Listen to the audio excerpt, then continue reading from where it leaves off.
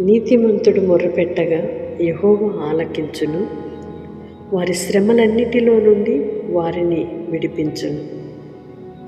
అవును, దేవునికి నీవు మొరపెట్టినప్పుడు నీ ప్రార్థనలో, నీ ప్రవర్తనలో, నీ ఆలోచనలో యథార్థత, నీతితో కూడిన ప్రవర్తన ఉన్న ఎడల ఎలాంటి శ్రమల మార్గము గుండా నీవు నడిపించబడినా ఆయన తప్పకుండా నేను విడిపిస్తాడు. నీతితో కూడిన ప్రవర్తన నీవు ప్రవర్తిస్తూ శ్రమ పొందుతుంటే భయపడని అవసరం లేదు. విడిపించువాడు ఆయన మనకు తోడై ఉన్నాడు.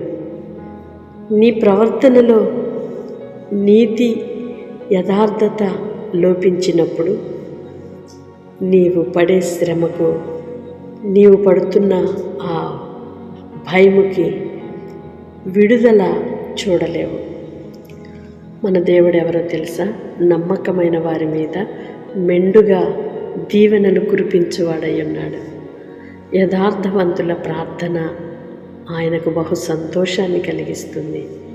నీతిమంతుల ప్రార్థనకు యెహోవా చెవియొగ్గును. ప్రియ సహోదరి సహోదరుడా, నీ ప్రవర్తన, నీ ఆలోచన, నీ భక్తి ఆయన చూస్తున్నాడు. నమ్మదగినవాడు, నమ్మకమైన వారిని ఆశీర్వదించువాడై ఉన్నాడు. భయపడని అవసరం లేదు. నమ్మదగిన దేవుని చేతికి మనలను మనము అప్పగించుకుందుముగాక. ఆమేన్. పరిశుద్ధుడు అయిన దేవ, ప్రేమ కలిగిన తండ్రి, మీకు స్తోత్రాలయ్యా.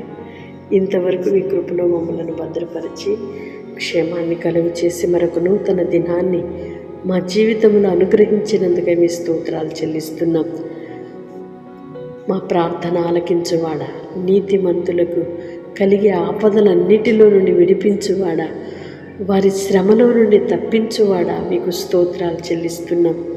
నిశ్చయముగా నాయన, నీ పిల్లలు పడుతున్న శ్రమ నుండి, ఇబ్బంది నుండి, వ్యాధి నుండి, బలహీనత నుండి వారిని విడిపించి మీ సాక్షులుగా జీవింపచేయమని వేడుకుంటున్నాం. ఎందరైతే ప్రార్థనలు ఏకీభవిస్తున్నారో ప్రతి ఒక్కరిని కూడా నాయన మీ కృపతో ఆవరించండి. నాన్న, వారున్న పరిస్థితిని చూస్తున్న దేవుడు, వారి శ్రమను, వారి ఇరుకుని, వారి ఇబ్బందిని, వారి కన్నీళ్లు, వారికి నిందను మీరు చూస్తున్నారయ్యా. వారి మీద పడుతున్న అవమానమును, అవహేళనలన్నీ మీరు చూస్తున్నారు. విడుదలనిచ్చి, నెమ్మదినిచ్చి, వారి తలలను పైకెత్తి నీతిమంతులుగా స్థాపించి మీ ఘననామానికి మహిమకరముగా నిలుపుమని యేసయ్య నామములో ప్రార్థిస్తున్నాను తండ్రి.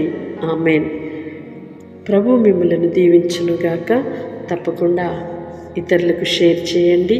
వారు కూడా దేవుని మార్గాలు అనుసరించినట్లుగా మన వంతుగా మనము ప్రోత్సహిద్దాం. దేవుని కృప మీకు సమృద్ధిగా అనుగ్రహించబడునుగాక. ఆమేన్.